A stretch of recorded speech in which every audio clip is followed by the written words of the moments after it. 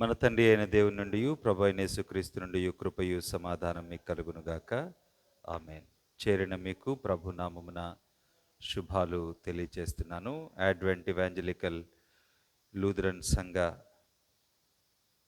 Advent 3వ ఆదివారాన్ని బట్టి దేవుణ్ణి స్తుతిస్తూ ఈ రోజుకై ఏర్పాటు చేయబడిన లేఖన భాగాలు మత్తయి సువార్త 11వ అధ్యాయం 2 నుంచి 10 వచనాలు, కొరింథీయులకు రాసిన మొదటి పత్రిక 4వ అధ్యాయం 1 నుంచి 5 వచనాలు పరిశీలన చేద్దాం. ఈ ఆదివారాన్ని గౌడేటే ఆదివారం అని అంటారు. కారణం ఏంటి అంటే ఫిలిప్పీ పత్రిక 4వ అధ్యాయం 4 నుంచి 7 వచనాలలో ఆనందించుడి మరలా చెప్పుదును ఆనందించుడి అనే భాగంలో నుంచి ఆ వివరణలో నుంచి ఈ ఆదివారానికి ఒక పాటను రాసి ఈ ఆదివారాన్ని ఆనందించు ఆదివారముగా లాటిన్ నుంచి వాడబడ్డ పదం అది ఉపయోగిస్తారు. అయితే ఆనందించండి, ఆనందించు ఆదివారం అని ఒక పేరు పెట్టుకున్నంత మాత్రాన మన జీవితాల్లో ఉన్నటువంటి వాస్తవాలు సడన్గా మారిపోయే అవకాశమేమీ ఉండదు. మన జీవితాల్లో సమస్యలు ఉన్నాయి, సవాళ్ళు ఉన్నాయి, అనేక పరిస్థితులు ఉన్నాయి. వీటన్నిటికీ జవాబులు కావాలి. అయితే ఈ ఆదివారం ఏర్పాటు చేయబడ్డ లేఖనాలు అటువంటి జవాబు ఏమైనా ఇస్తుందేమో మనము చూడటానికి చిన్న ప్రయత్నము చేద్దాం. ప్రాముఖ్యంగా మత్తయి సువార్త 11వ అధ్యాయాన్ని ఆలోచన చేస్తే బాప్తిస్మం ఇచ్చి యోహాను ఒక సమస్యలో ఉన్నాడు. ఏంటి ఆ సమస్య అంటే తాను చెరసాలలో ఉన్నాడు. చెరసాలలో ఉన్న తాను యేసుక్రీస్తు వారి దగ్గరికి తన శిష్యుల్ని పంపి యేసుక్రీస్తు ప్రభువారితో ఆయన చెప్పిస్తూ ఉన్న మాట ఏంటి అంటే, రాబోయే వాడవు నీవేనా, మేము ఇంకెవరి కోసమైనా ఎదురు చూడాలా? ఈ యోహాను ఇదిగో లోక పాపమును మోసుకొని పోవు గొర్రెపిల్ల అని ప్రకటించినటువంటి వాడు. నేను ఆయన చెప్పుల వారును విప్పుటకైనను నేను అర్హుణ్ణి కాదు అన్నవాడు. కాబట్టి యేసుక్రీస్తు ప్రభువారి ముందు పరిచర్యను ప్రారంభించే ఒక ప్రారంభకుడుగా ఉన్నటువంటి ప్రవచించబడ్డటువంటి బాప్తిస్మమిచ్చి యోహాను ఇప్పుడు ఆయనను సంశయిస్తూ ఉన్నట్లు, ఆయనను అనుమానిస్తూ ఉన్నట్లు మనకు అర్థమవుతా ఉంది. కాబట్టి బాప్తిస్మమిచ్చి యోహాను ప్రశ్నలో ఉన్నటువంటి ప్రాబ్లం ఏంటి అంటే, జరుగుతూ ఉన్న వాటిని చూస్తూ ఉన్నప్పుడు ఆయనకి ఆ డౌట్ కలిగింది. ఒకటి, ఆయన చెరసాలలో ఉన్నాడు. చెరసాలలో ఉన్న ప్రాబ్లంని బట్టి ఆయనకు అనుమానం కలిగింది అని అనుకోవచ్చు. రెండవది, ఆయన ప్రకటించిన వాక్యం ఇదిగో గొడ్డలి చెట్టు వేరున పెట్టబడి ఉంది, ఫలములు ఫలించని ప్రతి చెట్టు నరికివేయబడును అని వ్రాయబడ్డది. అంటే తీర్పును గురించి, దేవుని ఉగ్రతను గురించి బాప్తిస్మం ఇచ్చి యోహాను ప్రకటిస్తే, యేసుక్రీస్తు ప్రభువారేమో స్వస్థతలు చేస్తా, క్షమాపణను ప్రకటించుకుంటా, ధర్మశాస్త్రాన్ని నూతన కోణంలో బోధించుకుంటా ఆయన కొనసాగుతున్నాడు. కాబట్టి జరుగుతున్న పరిస్థితులు, ఆయన విన్న సంగతులు, జరుగుతున్న పరిస్థితులు, ఆయన బోధించిన సంగతులు, ఈ రెండిటికి మధ్య ఉన్న వ్యత్యాసంలో ఆయనకు కొంత అనుమానం కలిగింది. అయితే మరి యోహాను భక్తుడు చేసిన సంగతి, సూటిగా యేసుక్రీస్తు ప్రభువారి దగ్గరికి తన శిష్యులను పంపించి అడుగుతూ ఉన్నాడు, రాబోతూ ఉన్న వాడివి నువ్వేనా? యేసుక్రీస్తు ప్రభువారు జవాబు చక్కగా చెప్పి పంపించటాన్ని మనము 3-4 వచనాల్లో మనము చూస్తాం. 4, 5, 6 వచనాల్లో 4వ వచనాన్ని మనం చూస్తే, 5వ వచనాన్ని చూస్తే యేసుక్రీస్తు ప్రభువారు అంటూ ఉన్నారు, అయా గ్రుడ్డివారు చూపు పొందుతున్నారు, కుంటివారు నడుస్తున్నారు, కుష్ఠరోగులు శుద్ధులవుతూ ఉన్నారు, చెవిటివారు వింటూ ఉన్నారు, చనిపోయిన వారు లేస్తూ ఉన్నారు, బీదలకు సువార్త ప్రకటించబడుతుంది. అంటే స్పష్టంగా యెషయా గ్రంథం 35:5-6 వచనాలు, అంటే యేసుక్రీస్తు ప్రభువారి రావటానికి ముందే ప్రవచనం చేయబడినటువంటి ప్రవచనాలను, యెషయా గ్రంథం 61:1లోని ప్రవచనాన్ని ఆయన తిరిగి వివరణగా చెప్తాను. అంటే దేవుని రాజ్యము మెస్సియా ద్వారా ఏ రాజ్యమైతే వస్తుందో ఆ రాజ్యము యొక్క ఆనవాలులు ఈ స్వస్థతలు, ఈ సువార్త, ఈ పునరుద్ధానాలు, ఇవన్నీ కూడా ఎందుకు అనంటే దేవుని రాజ్యము యొక్క ఆనవాలు. కాబట్టి యోహానుకు ఆ ఆనవాలును వివరిస్తూ ఉన్నాడు యో యేసుక్రీస్తు ప్రభువారు. దీన్నే మనము లూకాసు వార్త 4వ అధ్యాయం 16-18 వచనాల్లో చూస్తే నాజరెత్ మేనిఫెస్టో అంటాం. కాబట్టి యేసుక్రీస్తు ప్రభువారు చక్కని జవాబు, చాలా వివరణాత్మకమైన జవాబు లేఖనంలో నుంచి చూపించాడు. బాప్తిస్మం ఇచ్చే యోహానేమో రాబోతూ ఉన్న తీర్పును గురించి ఉద్దేశిస్తూ ఉంటే, ఆలోచిస్తూ ఉంటే, ప్రకటిస్తూ ఉంటే, యేసుక్రీస్తు ప్రభువారేమో ఆయన చేయబోతూ ఉన్న శిలువ కార్యమును గురించి, అనుగ్రహించబోతూ ఉన్న క్షమాపణ గురించి, ఆయన తీసుకురాబోతూ ఉన్న దేవుని రాజ్యము, ఆయన తీసుకుని వచ్చిన దేవుని రాజ్యము, దాని విలువల గురించి ప్రకటిస్తూ కొనసాగుతూ ఉన్నాడు. ఆ దేవుని రాజ్యము యొక్క ఆనవాలు అనేకులు స్వస్థపడడం, అనేకులు చూపును పొందుకోవడం, సువార్త బీదల యొద్దకు తీసుకురావటం మనం చూస్తాం. బహుశా ఈ వివరణ ఒక్కసారిగా యోహాను భక్తుని జీవితంలో ప్రారంభమైన అనుమానాన్ని పూర్తిగా తీసివేసి ఉంటుంది. అయితే ఆ తర్వాత యేసుక్రీస్తు ప్రభువారు కొనసాగుతూ చెప్పిన మాట, మీరు ఎవరిని చూడడానికి అరణ్యంలోనికి వెళ్ళారు? యోహాను గురించి ఆయన మాట్లాడిన మాట ఏంటి అంటే, గొప్పవాడు అనే పదాన్ని 9వ వచనంలో యోహాను గురించి యేసుక్రీస్తు ప్రభువారు ఉపయోగిస్తున్నారు. నిజంగా యోహాను భక్తుడు ఎందుకు గొప్పవాడు అంటే, ఆయన అరణ్యములోనికి వెళ్ళి అరణ్య జీవన విధానాన్ని ఆయన పాటించినట్లు మనము చూస్తాం. అరణ్య జీవన విధానము అంటే నిర్గమకాండము యొక్క ఆలోచనలో ఐగుప్తు దేశం నుంచి ఇశ్రాయేలీయులు బయటకు వచ్చిన తర్వాత 40 సంవత్సరాలు అరణ్య ప్రయాణములో వారు ఉన్నప్పుడు ఒక్క కుటుంబంగా వారు ఉన్నారు. వారు ఏక కుటుంబంగా ఐక్యతతో కొనసాగారు. అటువంటి జీవన విధానాన్ని ఆహ్వానిస్తూ, అటువంటి జీవన విధానంలోనికి ప్రజలకు పిలుపునిస్తూ యోర్దాను నది ఒడ్డున వారికి బాప్తిస్మం ఇస్తూ ఉన్నాడు. ఈ యోహాను అనుమానం కలిగింది, యేసుక్రీస్తు ప్రభువారిని అడుగుతూ ఉన్నాడు, నువ్వేనా అని. కానీ యేసుక్రీస్తు ప్రభువారి యోహాను గురించి చెప్తున్న మాట, ఈయన తన పనిని నమ్మకంగా చేసిన వ్యక్తి. ఈయన యేసుక్రీస్తు ప్రభువారిని అనుమానించటానికి కారణం ఏంటి అంటే, ఆయన తీర్పును గురించి ఆలోచిస్తూ ఉన్నాడు. యేసుక్రీస్తు ప్రభువారు దేవుని రాజ్య స్థాపన, ఆయన శిలువ కార్యము మీద ఆయన ఆలోచన చేస్తూ ఉన్నాడు, లేక కొనసాగుతూ ఉన్నాడు. కాబట్టి ఈ అంతరంలో జరిగిన సమస్య ఏంటి అంటే, యేసుక్రీస్తును అనుమానించే పరిస్థితి యోహాను దగ్గర మనకు కనపడుతూ ఉంది.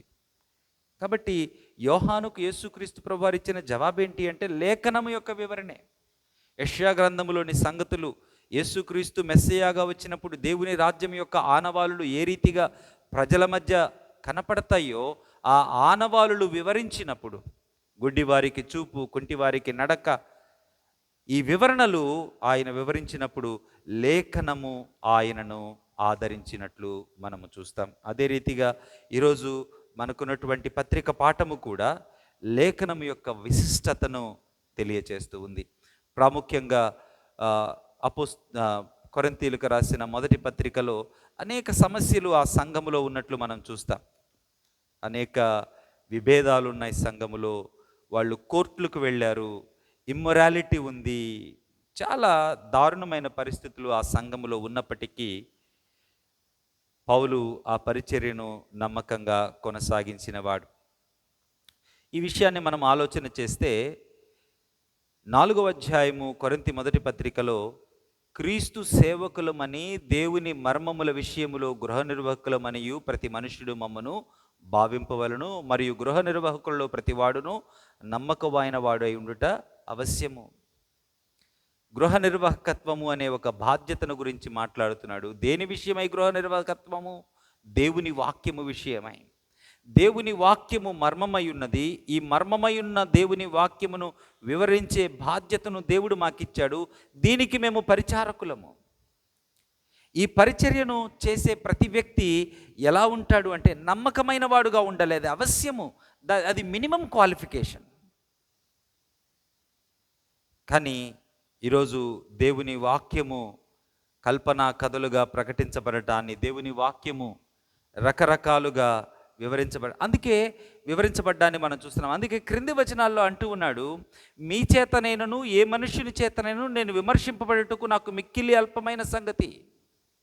అంటే పై రూపాన్ని చూసి మీరేమైనా క్యాలిక్యులేట్ చేస్తారేమో, పై రూపాన్ని చూసి, లేకపోతే మనిషి యొక్క పదజాలాలను చూసి, మనిషిని చూసి మీరు ఒక అంచనాకు వస్తారేమో, అది కుదరదు అని చెప్తూ ఉన్నాడు.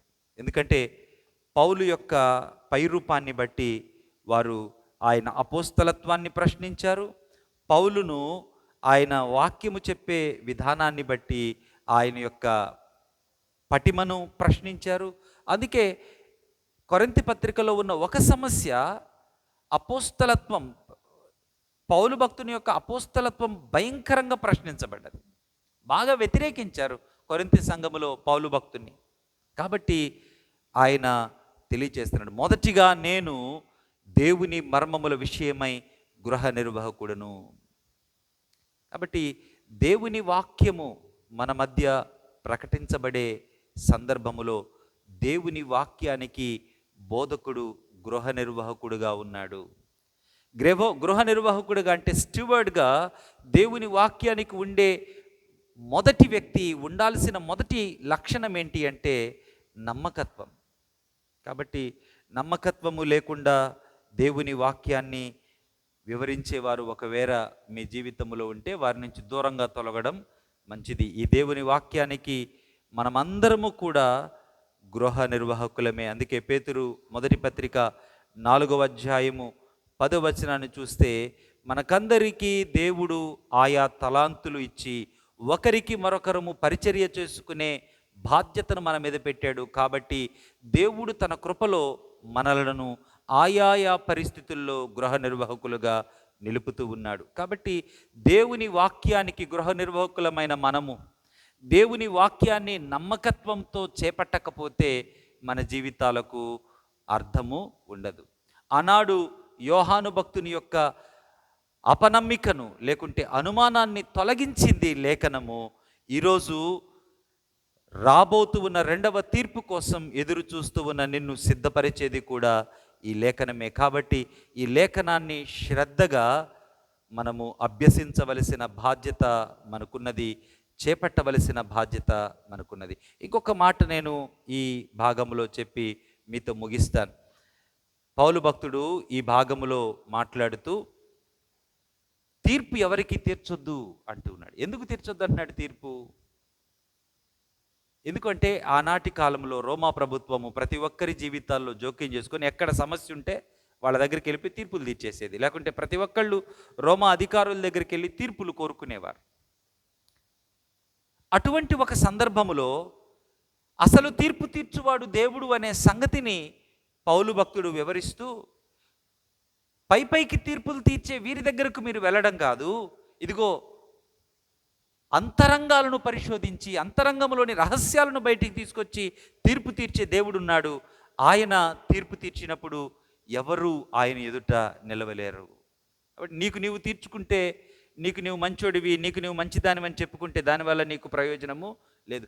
నీ రహస్యాలను ఎరిగిన దేవుడు తీర్పు తీర్చినప్పుడు ఆయన వలన శభాష్ అని నీవు అనిపించుకోగలిగితే అది గొప్ప విషయం. అందుకే యేసుక్రీస్తు ప్రభువారు అంటాడు, మీరెవరికిని తీర్పు తీర్చవద్దు. మీరు ఏ కొలతతో తీరుస్తారో అదే కొలతతో మీరు కూడా తీర్చబడతారు. నేను ఈ మాటతో నేను ముగించాలని ఆశపడుతున్నాను. ఎందుకు తీర్పు తీర్చొద్దంటూ ఉన్నాడు? నీవు తీర్పు తీర్చడం అనే అలవాటును మానుకుంటే, ఒపీనియన్స్కి రావడం అనే అలవాటును నువ్వు మానుకుంటే ఏం జరుగుద్ది అంటే అందరితో కలిసిపోయే స్వభావం వస్తుంది నీకు. సంఘములో ప్రాముఖ్యంగా తీర్పు తీర్చకపోవడం అనే ఒక అలవాటు ఓపికగా మనం చేసుకోవాలి. ఎక్కడి నుంచి వస్తుంది? మరలా మనకు దేవుని వాక్యము నుంచే ఆ ఆలోచన వస్తుంది. కాబట్టి దేవుని వాక్యమును జాగ్రత్తగా మనము అంగీకరిస్తూ తీర్పు తీర్చడం అనే ఒక భయంకరమైన రోగము నుంచి తప్పించబడితే మన జీవితంలో కలిగేది ఏంటి అంటే ఐక్యత. ఈరోజు చాలామంది వేరొకరితో కలవలేని దుస్థితిలో ఎందుకుంటూ ఉన్నారు? మరలా మనందరము ఒక్క క్రీస్తు రక్తము చేత విమోచించబడ్డ వారము అని చెప్పుకుంటున్నాం. కానీ అనేకులతో కలవలేని పరిస్థితిలో ఉంటూ ఉన్నారు, విభేదాలు ఉంటూ ఉన్నాయి. కారణం ఏంటి? ఒకే కారణం ఏంటంటే we are opinionated, we judge people. ఆ కారణాన్ని బట్టి మన జీవితంలో కలిగే భయంకరమైన పరిస్థితి ఏంటి అంటే మనము వ్యక్తుల నుంచి దూరం చేయబడతాం. సంఘములో ఐక్యత, సహవాసం వనగూరాలి అంటే ఉండవలసిన లక్షణం ఏంటి అంటే మనము తీర్పు తీర్చే ఒక ఒపీనియేటెడ్ థాట్ఫుల్నెస్ నుంచి బయటికి రావాలి. అట్టి వాటి నుంచి విడిపించగలిగిన వాడు ఆయన మాత్రమే. మొదటి భాగమైన యోహాను భక్తుని జీవితంలో తీర్పు కోసం ఎదురు చూశాడు. పౌలు భక్తుడు అంటున్నాడు, తీర్పు తీర్చగలిగేది ఆయన మాత్రమే. నీవు తీర్పు తీర్చుకున్నా బయట ఎవరు తీర్పు తీర్చిన రహస్యాలను తీర్పు తీర్చలేరు. కానీ ఆయనైతే రహస్యాలను సైతం తీర్పు తీర్చగలిగినవాడు. ఆ తీర్పు కొరకు నీవు ఎదురు చూస్తూ ఆ తీర్పులో నిలబడాలి అంటే ఈ మర్మమయ్యున్న దేవుని వాక్యాన్ని జాగ్రత్తగా నీ జీవితంలో గ్రహించాలి. అలా గ్రహించలేకపోతే నీ జీవితము దుర్భరం అవుతుంది. అట్టి దుర్భర స్థితిలోకి వెళ్లకుండా దేవుని వాక్యము అనునిత్యము నిన్ను భద్రపరచునుగాక. ఆమెన్. సమస్త జ్ఞానముకు మించిన దేవుని సమాధానము యేసుక్రీస్తు వలన మీ హృదయములకును తలంపులకును కావలి ఉండునుగాక. ఆమెన్.